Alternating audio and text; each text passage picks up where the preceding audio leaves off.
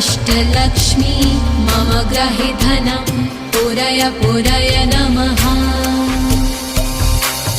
ॐ ह्रीं श्रीं क्लीं श्रीं कुबेराय अष्टलक्ष्मी मम ग्रहे धनं पुरय पुरय नमः।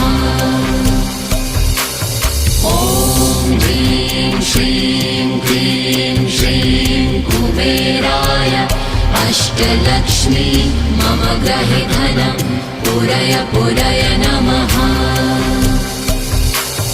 ॐ ह्रीं श्रीं क्लीं श्रीं कुबेराय अष्टलक्ष्मी मम ग्रहे धनं पुरय पुरय नमः।